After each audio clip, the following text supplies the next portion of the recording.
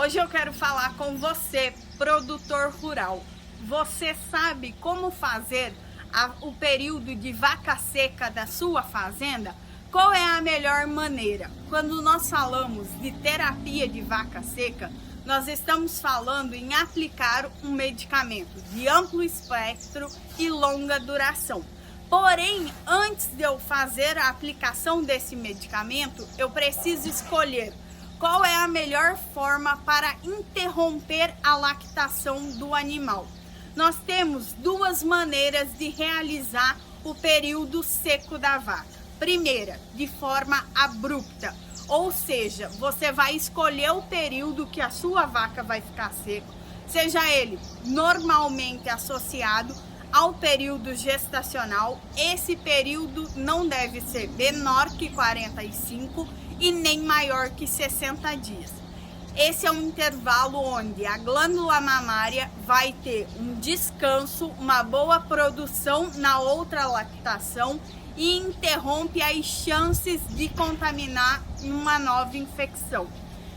A maneira abrupta, o que você tem que fazer? Decidir esse período, a vaca veio, você faz a última ordenha, escolhe qual o medicamento que melhor atende a sua propriedade, faz a aplicação do medicamento, lembre-se de usar sempre selante. Selante potencializa muito o medicamento intramamário para a vaca seca e libera o animal. Nunca esqueça que o período onde a vaca mais tem mastite são os primeiros 10 dias pós-secagem. A vaca tem muita chance de apresentar um caso de mastite. Então monitora a sua vaca seca, jamais deixe ela em jejum hídrico ou alimentar, né? Então escolha a melhor maneira. Se você faz secagem abrupta, um dos pontos que você precisa tomar cuidado é que caso você não vá usar nada para interromper essa lactação, que você não vá usar produto, você tire ela do lote de maior produção, jogue ela para um lote de menor produção, não administre BST nos últimos 15 dias antes da data de secagem.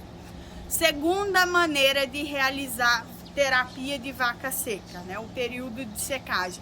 De maneira alternada. Como que seria isso? Você vai escolher o período que a vaca vai ficar seca, mas para interromper o período de lactação, além de mudar ela do lote que ela estava, parar de usar BST, né? A somatotropina, você ainda vai começar a pular ordenhas, ou seja, se você faz 3 ordenhas nesse animal, você passa ela para 2, né? Ou depois, ou você faz uma e pula outra. Essa é a maneira menos usada. Por quê? Porque ela causa uma maior chance da vaca apresentar um quadro de mastite, principalmente se esse animal já tiver uma CCS elevada. Um outro ponto, como você está pulando ordenhas, a vaca deve ter uma maior concentração de célula somática, porque esse leite fica mais velho no úbere. E isso é muito ruim. Por quê? Porque a vaca, como que funciona o úbere? O úbere funciona como uma caixa de água. E a vaca é o animal que mais ama a rotina. Quando você vai secar de maneira alternada, o que faz para a vaca falar assim: eu não preciso mais produzir leite? Ela não está sendo ordenhada.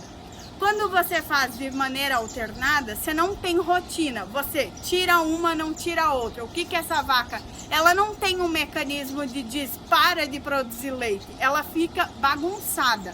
Então, por isso que a maneira abrupta é a de escolha até hoje. Por quê? Porque a vaca vai encher o úbere, ela vê que não está mais tirando leite, que está acumulando, a caixa d'água está cheia. Ela pensa: eu não preciso mais produzir leite, eu já atingi.